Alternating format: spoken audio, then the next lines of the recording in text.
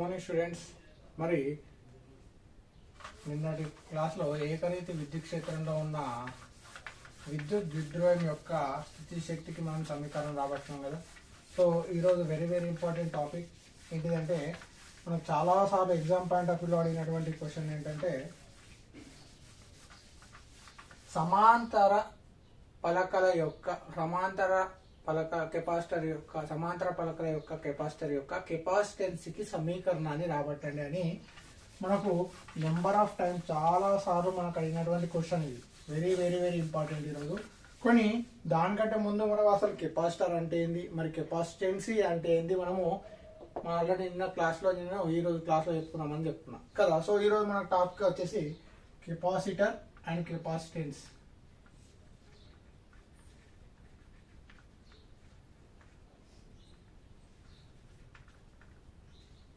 అంటే ఏంది, మరియు కెపాసిటెన్సీ కెపాసిటర్ అంటే ఏంది, కెపాసిటెన్సీ అంటే ఏంది. మరి ఫస్ట్ మనము కెపాసిటర్ అంటే ఏందో తెలుసుకుందాం. ఏంటిది కెపాసిటర్ అంటే ఒక విద్యుత్ బంధకంతో వేరు చేయబడి రెండు వాహకాలు కలిగి ఉన్న అమరికను ఏమంటున్నామంటే కెపాసిటర్ అంటారు. ఏమంటాము, ఒక విద్యుత్ బంధకము ఏంటిది, ఒక వస్తువు ఏమవుతుంది, దాన్ని ఎట్లా చేస్తారు, ఒక విద్యుత్ బంధకంతో దేంతో చేస్తారు, ఒక విద్యుత్ బంధకంతో వేరు చేయబడి రెండు వాహకాల వ్యవస్థను విద్యుత్ బంధకంతో వేరు చేయబడి రెండు వాహకాల వ్యవస్థను కలిగి ఉన్న అమరికని ఏమంటున్నామంటే కెపాసిటర్ అంటున్నాము. కెపాసిటర్ అని అంటున్నాము. ఇది కెపాసిటర్ యొక్క డెఫినేషన్. ఏంది, ఒక విద్యుత్ బంధకంతో వేరు చేయబడి, అంటే విద్యుత్ బంధకం అంటే అందులో విద్యుత్ ప్రవహించదు, దానికి ఏమున్నాయి, రెండు వాహకాల వ్యవస్థను కలిగి ఉన్నది. ఇలాంటి అమరికను ఏమంటున్నామంటే కెపాసిటర్ అంటారు. మరి ఈ కెపాసిటర్ దేనికి ఉపయోగిస్తామంటే, ఇది ఛార్జ్ను నిల్వ చేయడానికి మరియు విద్యుత్ శక్తిని నిల్వ చేసుకోవడానికి కెపాసిటర్ను ఉపయోగిస్తాం. దేనికి ఉపయోగిస్తాము, విద్యుత్ ఛార్జ్ మరియు ఇంకోటి ఏమంటున్నాము, విద్యుత్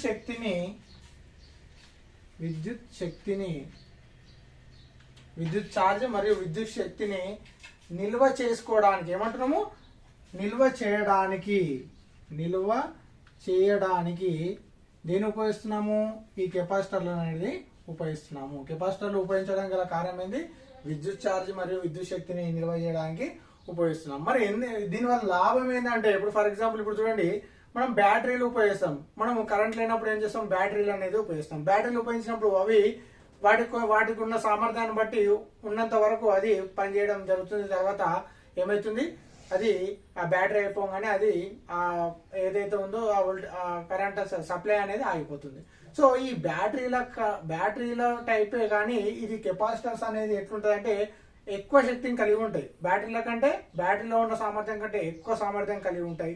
సో ఈ ఎక్కువ సామర్థ్యం కలిగి ఉండడం వల్ల ఇవి ముఖ్యంగా ఎలక్ట్రిక్ పరికరాల్లో ఉపయోగిస్తున్నాం. అంటే ఇప్పుడు ఎలక్ట్రిక్ కార్లు కావచ్చు, ఎలక్ట్రిక్ బైక్స్ కావచ్చు, మీ ల్యాప్టాప్ కావచ్చు, అదేవిధంగా ఫోన్లు కావచ్చు, రేడియోలు కావచ్చు, ఇలా ఎలక్ట్రిక్ సంబంధించిన ప్రతి దానిలో ఈ కెపాసిటర్ ఎక్కువ శక్తి సామర్థ్యం ఉండడం వల్ల ఈ కెపాసిటర్ అనేది మనకు ఉపయోగించబడుతున్నాయి. ఎందులో ఉపయోగపడుతున్నాయి, ఎలక్ట్రిక్ వెహికల్స్ అండ్ అదేవిధంగా మొబైల్ ఫోన్స్, ఓకేనా, ల్యాప్టాప్స్, రేడియోలలో, ఇలాంటి ప్రతి దానిలో మనం దేన్ని ఉపయోగిస్తున్నాం, కెపాసిటర్లను అనేది ఉపయోగిస్తున్నాం. ఈ కెపాసిటర్ సింబల్ చూసినట్టయితే చూడండి, కెపాసిటర్ సింబల్ చూసినట్టయితే ఈ విధంగా ఉంటుంది. ఇది ఒక ధనావేశము, రుణావేశం, ఇటు ప్లస్ ఇటు మైనస్. ఇది కెపాసిటర్ యొక్క సింబల్ చూసినట్టయితే ఈ విధంగా ఉంటుంది. ఇది కెపాసిటర్ యొక్క సింబల్, ఓకేనా. సో ఈ విధంగా కెపాసిటర్ అంటే ఇది విద్యుత్ బంధకంతో వేరు చేయబడినటువంటి రెండు వాహకాల వ్యవస్థను కలిగి ఉన్న అమరికనే కెపాసిటర్ అంటారు. కెపాసిటర్ ఏం చేస్తుందంటే విద్యుత్ ఛార్జీని విద్యుత్ శక్తిని నిల్వ చేయడానికి కెపాసిటర్ అనేది ఉపయోగపడుతుంది. దీనివల్ల లాభం ఏంటంటే మనకు బ్యాటరీ కాకుండా ఇంకా ఎక్కువ విద్యుత్ శక్తిని ఉపయోగించుకోవడానికి మనకి ఏమి ఉపయోగిస్తున్నాయి, కెపాసిటర్లోని పనిచేస్తున్నాయి. ఈ కెపాసిటర్లను మనం ఇలా ప్రతి ఎలక్ట్రిక్ వస్తువులలో మనము ఈ కెపాసిటర్ అనేది ఉపయోగిస్తున్నాము. అంటే ఎలక్ట్రిక్ కార్స్ కావచ్చు, ఇంకా విద్యుత్ సంబంధించిన ప్రతి దానిలో, టీవీలలో కావచ్చు, రేడియోలలో కావచ్చు, ప్రతి దానిలో మనం ఏం చేస్తున్నామంటే ఈ కెపాసిటర్ అనేది ఉపయోగిస్తున్నాము. ఓకేనా. నెక్స్ట్ ఇది కెపాసిటర్ అంటాము. కెపాసిటర్ సింబల్ ఈ విధంగా ఉంటుంది. మరి కెపాసిటెన్స్ అంటే ఏంటిది? కెపాసిటెన్స్, ఇది కెపాసిటర్ అంటున్నాం కదా, మరి కెపాసిటెన్స్ అంటే ఏంది? సో కెపాసిటెన్స్ అంటే ఏంటంటే విద్యుత్ ఛార్జ్ని ఎంత నిల్వ చేసుకునే సామర్థ్యం కలిగి ఉంటుందో. అంటే మనం ఇప్పుడు ఫర్ ఎగ్జాంపుల్ మనం ఏమంటున్నాం, కెపాసిటర్ అంటే ఏంది? విద్యుత్ ఛార్జ్ లేదా విద్యుత్ క్షేత్రాన్ని నిల్వ చేసే దాన్ని ఏమంటున్నాం, కెపాసిటర్ అంటున్నాం. మరి కెపాసిటెన్స్ అంటే మనము ఏదైతే నిల్వ చేస్తున్నామో ఆ ఛార్జ్ ఎంతైతే ఆ సామర్థ్యాన్ని కలిగి ఉంటుందో, అంటే ఆ ఛార్జ్ చేసుకునే సామర్థ్యము కెపాసిటర్కి ఎంత ఉంటుందో దాన్ని ఏమంటారు అంటే ఆ కెపాసిటర్ యొక్క కెపాసిటెన్సీ అని అంటున్నాం. ఏమంటాము? అంటే ఛార్జ్ను నిల్వ చేసే సామర్థ్యాన్ని, అంటే ఛార్జ్ని నిల్వ చేసే సామర్థ్యాన్ని ఏమంటున్నామంటే సామర్థ్యాన్ని కెపాసిటర్ యొక్క సామర్థ్యాన్ని ఆ కెపాసిటర్ యొక్క కెపాసిటెన్సీ అంటారు. కెపాసిటెన్సీ అంటారు. అంటే సింపుల్ గా చెప్పాలంటే మనం తీసుకున్నటువంటి కెపాసిటర్లో ఎంత ఛార్జ్ను నిల్వ చేసుకునే సామర్థ్యం ఉంటుందో, దేనిలో ఇప్పుడు for example 2 capacitor, 3 capacitor, 4 capacitance అంటే అలా 4 కెపాసిటర్ అంత సామర్థ్యము నిల్వ చేసుకునే సామర్థ్యం ఉంటుంది. కొన్నిలో కెపాసిటర్లో తక్కువ విద్యుత్ శక్తిని నిల్వ చేసుకుంటుంది, కొన్ని దానిలో ఎక్కువ శక్తిని, అంటే దాని సామర్థ్యాన్ని బట్టి ఆ సామర్థ్యాన్ని, అంటే కెపాసిటర్ యొక్క సామర్థ్యాన్ని తెలియజేసేది ఏమంటామంటే కెపాసిటెన్సీ అని అంటాము. ఇది కెపాసిటెన్సీ. మరి ఇప్పుడు ఈ కెపాసిటెన్సీ ఎట్లా అంటే ఇప్పుడు చూద్దాం ఒకటి కెపాసిటెన్సీ, మరి దాని ఫార్ములా అయింది, అది ఎట్లా ఉంటుందో మనం చూద్దాం. సో కెపాసిటెన్స్ అంటే ఇప్పుడు చూడు, ఒక గోళాకార వాహకానికి ఒక క్యూ ఆవేశాన్ని ఇస్తున్నాం అనుకుందాం. సో ఇది కెపాసిటర్. కెపాసిటెన్స్ అంటే కెపాసిటెన్స్ అర్థమైందా? కెపాసిటర్ అంటే ఏంది? విద్యుత్ బంధకంతో వేరు చేయబడినటువంటి రెండు వాహకాల వ్యవస్థ కలిగి ఉన్నదాన్నే కెపాసిటర్ అంటారు. ఎగ్జాంపుల్ తీసుకున్నట్టయితే క్షమశీలి కదా, క్షమశీలి మనము అంతకుముందు పాత ట్యూబ్లైట్లలో స్టార్టర్ దానిలో ఉంటుంది, స్టార్టర్లో ఉన్నటువంటి అందులో అంటే క్షమశీలి అట్లాంటివి ఉపయోగిస్తాం. అందులో కూడా ఒక విద్యుత్ బంధకం ఉండి రెండు వాహకాల వ్యవస్థను కలిగి ఉంటుంది, అటు ప్లస్ ఒక మైనస్. సో ఈ విధంగా అంటే విద్యుత్ బంధకంతో వేరు చేయబడి రెండు వాహకాల వ్యవస్థను కలిగి ఉన్న దాన్ని ఏమంటాం కెపాసిటర్ అంటారు. కెపాసిటర్ అంటే విద్యుత్ ఛార్జ్ విద్యుత్ శక్తిని నిర్వహించుకునేది కెపాసిటర్. దాని సింబల్ వచ్చినది ఇది. దాన్ని ఎందులో ఉపయోగిస్తారంటే ప్రతి ఎలక్ట్రిక్ దాని వస్తువులలో మనం ఉపయోగించుతాం. బ్యాటరీల కంటే ఇంకా ఎక్కువ మనం సామర్థ్యం, ఎక్కువ విద్యుత్ శక్తిని ఎక్కువ మనము కావాలనుకున్నప్పుడు మనం ఏమిటి కెపాసిటర్ అనేది ఉపయోగిస్తాం. మరి కెపాసిటెన్స్ అంటే ఏంది? కెపాసిటర్ అంటే ఎంత మేరకు విద్యుత్ శక్తిని సామర్థ్యాన్ని కలిగి ఉంటుందో, అంటే కెపాసిటర్ యొక్క సామర్థ్యాన్ని తెలిపేదే కెపాసిటెన్స్ అంటారు. అదే దాన్ని ఏమంటాం ఛార్జ్ నిల్వ చేసే సామర్థ్యాన్ని కెపాసిటర్ అంటారు. కెపాసిటర్ యొక్క ఛార్జ్ని నిల్వ చేసే సామర్థ్యాన్ని కెపాసిటర్ యొక్క కెపాసిటెన్సీ అని అంటారు. దీన్నే కెపాసిటెన్సీ అని అంటారు. సో ఇప్పుడు మనం ఈ కెపాసిటెన్స్కి మనకు సూత్రం రాబడదాం. ఏ విధంగా సూత్రం ఉంటుందో మనం ఇప్పుడు చూద్దాం. సో ఏం చేస్తున్నాం మనము? ఒక గోళాకార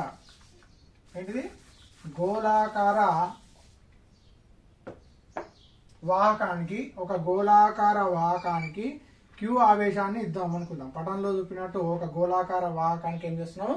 క్యాపిటల్ క్యూ ఆవేశాన్ని ఇస్తున్నాం. ఇచ్చినట్టయితే ఈ గోళాకారం ఉంది కదా, ఈ గోళాకార యొక్క వ్యాసార్థం ఏమవుతుంది? వ్యాసం ఏమవుతుంది? ఆర్. ఓకేనా? గోళాకార దాని యొక్క వ్యాసం తీసుకున్నట్టయితే ఏమవుతుంది? ఆర్ అనేది అవసరం జరుగుతుంది. సో ఇప్పుడు చూసినట్టయితే దీనికి గోళాకార వాహకానికి ఏం చేస్తున్నాము? కొంత ఆవేశాన్ని ఇచ్చినట్టయితే ఆ ఆవేశం క్యూ అనుకున్నట్టయితే అప్పుడు ఈ గోళాకార వాహకంలో దాని యొక్క పొటెన్షియల్ ఏమవుతుందంటే V = Q/4πε0r. ఎక్కడికి వెళ్ళి వచ్చిందంటే ఒక వాహకం యొక్క పొటెన్షియల్, మనం ఒక వాహకానికి పొటెన్షియల్ ఒక వాహకంలో పొటెన్షియల్ తీసుకున్నట్టయితే మనకు ఆల్రెడీ మన సూత్రం ఏం చేస్తూ V is equal to 1/4πε0 Q/r అని తీసుకుంటాం పొటెన్షియల్ సూత్రం. కానీ ఆర్ అంటే ఇక్కడ క్యాపిటల్ ఆర్ ఏం చేస్తుంది, ఈ గోళం యొక్క వ్యాసార్థాన్ని మనకు తెలియజేయడం జరుగుతుంది. సో ఈ విధంగా so V is equal to ఏమవుతుంది, ఒక వాహకానికి మనకి ఏం చేస్తున్నాము, కొంత ఆవేశాన్ని ఇచ్చినట్టయితే ఆ గోళాకార వాహకానికి, అప్పుడు V ఈజ్ ఈక్వల్ టు ఏమవుతుంది Q/4πε0. అంటే ఇక్కడ Q ఆవేశం అనేది పొటెన్షియల్ కి ఎట్లుంటుంది, పై సమీకరణం నుండి పొటెన్షియల్ ఎట్లుంటుంది, అనులోమానుపాతంలో ఉంటుంది. అంటే Q ఇదంతా 1/4πε0 అనేది స్థిరాంకం. అంటే సో 1/4πε0 అనేది స్థిరాంకం కాబట్టి సో Q/r అంటే V proportional to Q proportional to V అంటే ఆవేశము పొటెన్షియల్ కి ఎట్లుంటుంది, అనులోమానుపాతంలో ఉంటుంది. So Q proportional to V అంటే అప్పుడు ఏమైనా రాసుకోవచ్చు, Q ఈజ్ ఈక్వల్ టు దీని ఏమైనా రాసుకుంటున్నామంటే CV. సో ఇక్కడ Q ఈజ్ ఈక్వల్ టు ఈ స్థిరాంకాన్ని ఏమంటున్నామంటే కెపాసిటెన్స్ అంటున్నాము. కెపాసిటెన్స్ అని అంటున్నాము. ఏమంటున్నాము, C is equal to capacitance అంటున్నాము. ఇప్పుడు చూడండి, ఇక్కడ చూడండి V ఈక్వల్ టు Q/4πε0 అంటున్నాం కదా. సో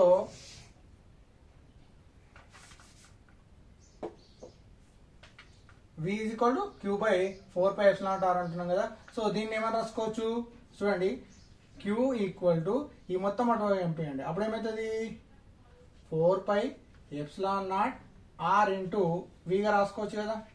సో ఇది సమీకరణం 1 అనుకోండి, ఇది సమీకరణం 2 అనుకోండి. So Q is equal CV, ఇక్కడ Q is equal to 4πε0 into V అంటే ఇక్కడ V ఉంది, ఇక్కడ V ఉంది, ఇక్కడ Q ఉంది, ఇక్కడ Q ఉంది. అంటే ఈ 1,2 సమీకరణాల నుండి 1,2 సమీకరణాల నుండి మనకి ఏం రాసుకోవచ్చు, C ఈక్వల్ టు 4πε0 R 4πε0 అంటే ఈ C కెపాసిటెన్స్ ఏం చేస్తుంది, ఈ గోళాకార వాహకం యొక్క కెపాసిటెన్స్ ని తెలియజేస్తుంది. గోళాకార వాహకం యొక్క కెపాసిటెన్స్ ఎంత, 4πε0.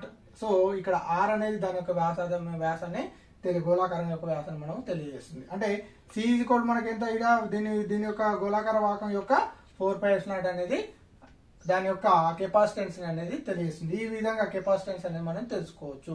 అంటే ఏం చేస్తున్నాము, ఈ విధంగా ఏదైనా ఒక వాహకానికి, అంటే ఇప్పుడు ఇది గోళాకారం అంటున్నాం, నెక్స్ట్ ఏమంటున్నాము, ఏదైనా ఒక వాహకానికి Q అనే ఆవేశాన్ని ఇస్తే అది ఎట్లుంటుంది, ఆ యొక్క పొటెన్షియల్ కి ఎట్లుంటుంది, అనులోమానుపాతంలో ఉంటుంది. ఆ వాహకం యొక్క పొటెన్షియల్ కి ఎట్లుంటుంది, అనులోమానుపాతంలో ఉంటుంది. అంటే Q ప్రపోర్షనల్ టు ఏమంటున్నాము V. So Q proportional to V అంటే Q ఈజ్ ఈక్వల్ టు ఏం రాసుకుంటున్నాము, CV. అంటే C ఈక్వల్ టు దీన్ని ఏం రాసుకోవచ్చు, Q/V. C ఈక్వల్ టు ఏం రాసుకోవచ్చు, Q/V. ఇదే కెపాసిటెన్స్ కి సూత్రము. C ఈజ్ ఈక్వల్ టు ఏంది, Q/V. C అంటే ఏంది కెపాసిటెన్స్, Q అంటే ఏంది ఆవేశము, V అంటే ఏంది పొటెన్షియల్. సో దీనికి ప్రమాణాలు వచ్చేసి కెపాసిటెన్స్ కి ప్రమాణాలు వచ్చేసి ఫారడే లేదా ఇదేమని రాసుకోవచ్చు, ఆవేశము కూలుంబ్ ఫర్ వోల్ట్ అని కూడా రాసుకోవచ్చు, రాయొచ్చు. సో కెపాసిటెన్స్ కి ప్రమాణాలు ఏంది ఫారడే లేదా కూలుంబ్.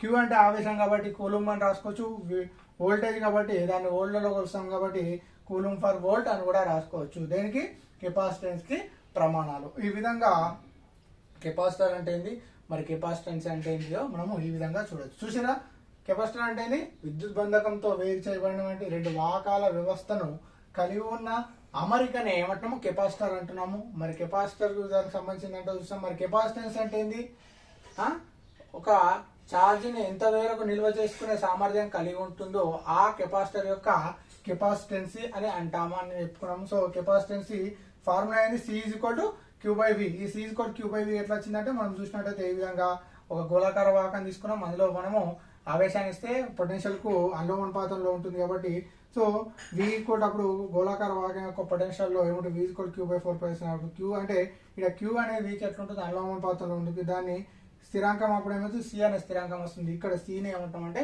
ఆ గోళాకార వాహకం యొక్క కెపాసిటెన్స్, ఆ కెపాసిటెన్స్ ఎంత వస్తుంది, 4πε0 అనే విలువ అనేది రావడం జరుగుతుంది.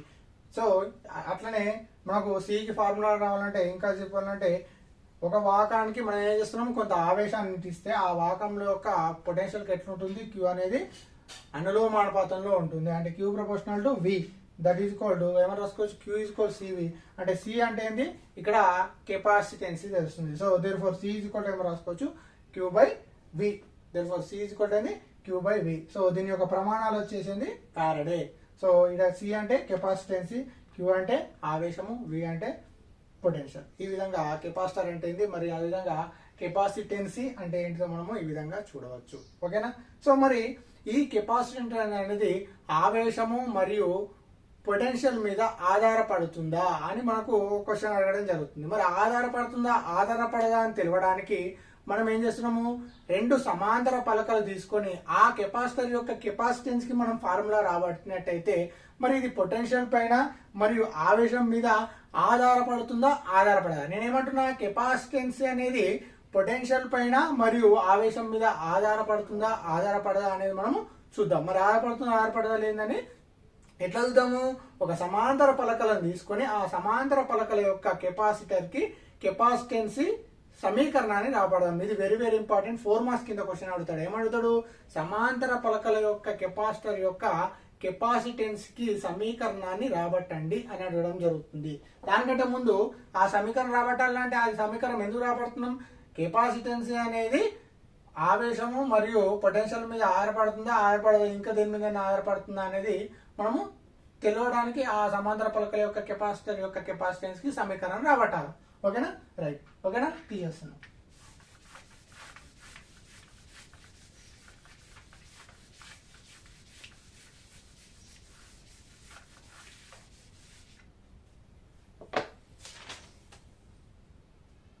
సో క్వశ్చన్ ఏంది, సమాంతర పలకల కెపాసిటర్ యొక్క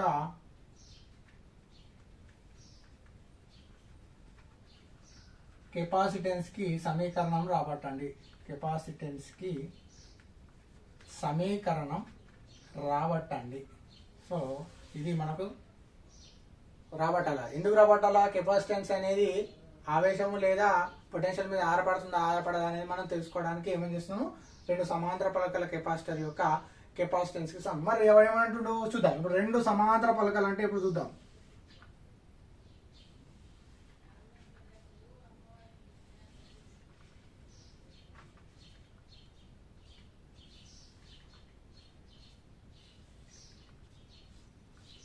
ఇవి రెండు ఒకదానికొకటి సమాంతరంగా ఉన్నాయి. సో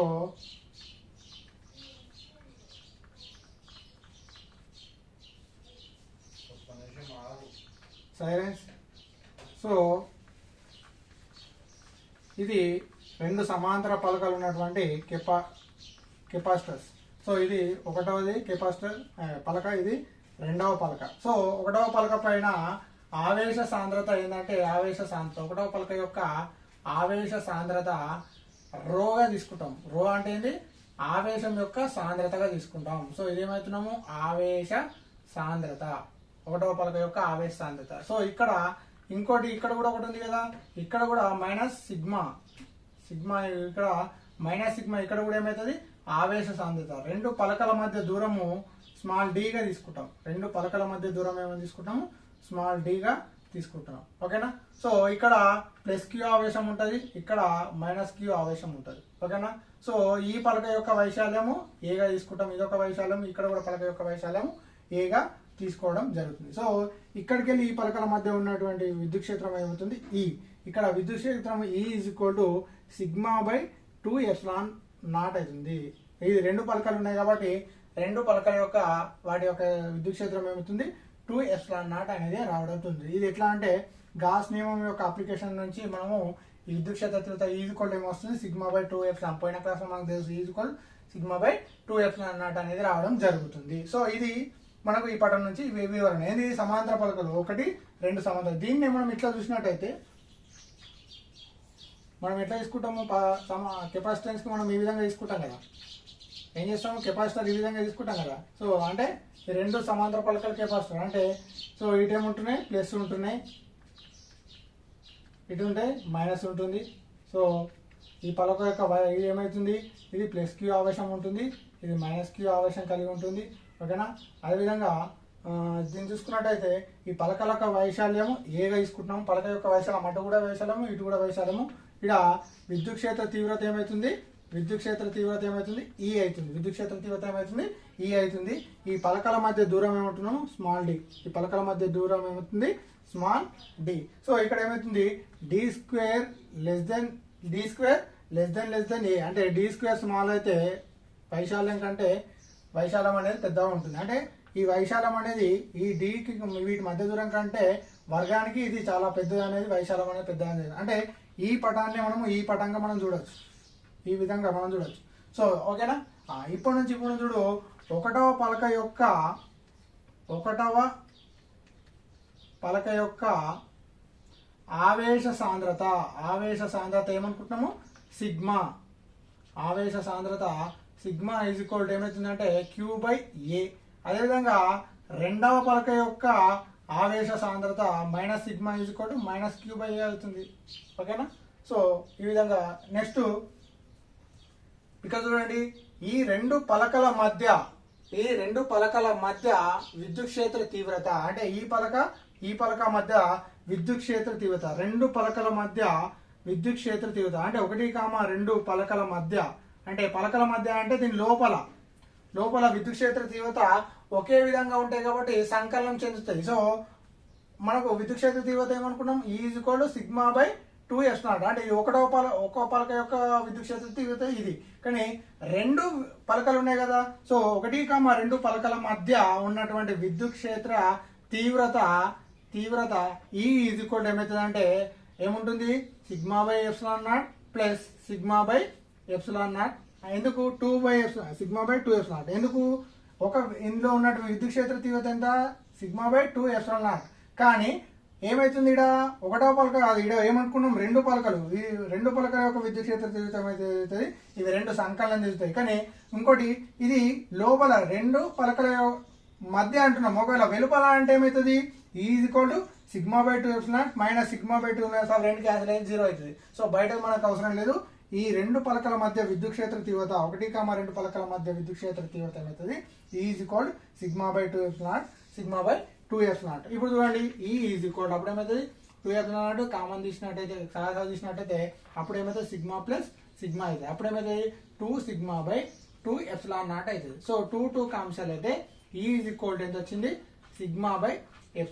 అంటే ఈ పలకల మధ్య విద్యుత్ క్షేత్ర తీవ్రత ఏమంటే E=σ/ε0. ఓకేనా. కానీ ఇప్పుడు చూసినట్టయితే ఇక్కడ చూడండి మనకు సిగ్మా ఆవేశ సాంద్రత. సో కానీ E=σ/ε0 వచ్చింది. కానీ ఈ సిగ్మా అంటే ఏంది రో. సిగ్మా ఆవేశ సాంద్రత సిగ్మా ఏమని వచ్చినాము సారీ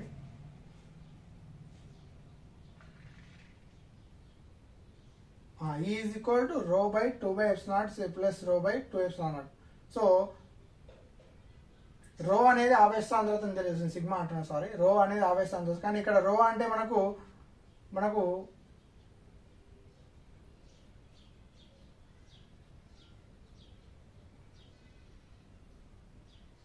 E=σ/ε0. సో కానీ మనకు ఇక్కడ ఈ అనేది ఈ సిగ్మా అనేది ఆవేశ సాంద్రత అనేది తెలియజేస్తుంది, రో అనేది. సో ఈ సమీకరణంలో ఈ సిగ్మా ఈక్వల్ టు ఏమంటున్నాము Q/A మనం ప్రతిక్షేపించినట్టయితే E=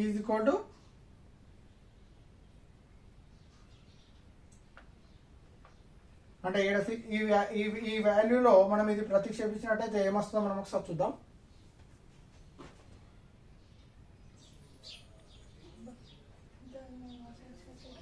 సో E=σ/ε0 అనేది రావడం జరిగింది. మనకు సిగ్మా అంటే మనకి ఏమని తెలుసు, ఒకటో పలక అంటే రెండు పలకలు మైనస్ అయినా అదైనా ఒకటే కాబట్టి సిగ్మా మనకి ఏం తెలుసు Q/A. అంటే చూడండి కానీ సిగ్మా మనకి ఏమని తెలుసు Q/A.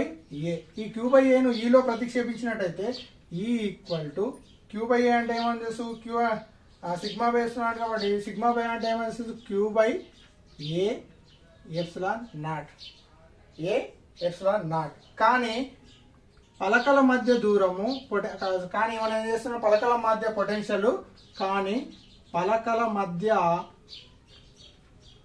Potential V equal to ఏమవుతుందంటే ఈడి. సో ఈ అంటే విద్యుత్ క్షేత్ర తీవ్రత, డి అంటే పలకల మధ్య దూరము. సో అప్పుడు ఏమవుతుంది, ఈ రెండు పలకల మధ్య పొటెన్షియల్ V ఈక్వల్ టు ఏమొస్తుంది ఈడి.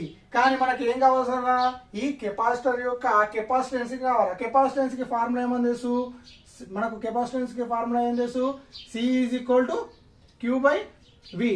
C is equal to Q by V కదా. C is equal to Q by V అంటే V ఈజ్ ఈక్వల్ టు ఏమొచ్చింది ఈడి కదా.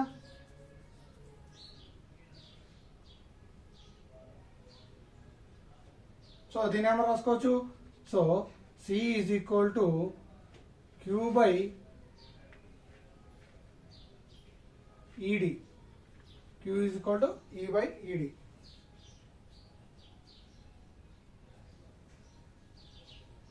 కానీ మనకు Q అంటే ఏమొచ్చింది,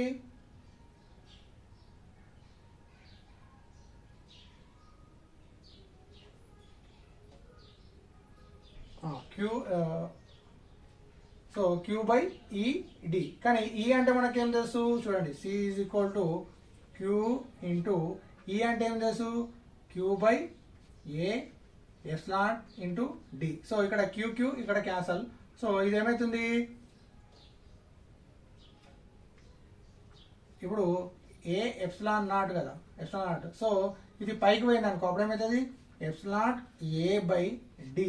so epsilon A by D అంటే C is equal to epsilon A by D.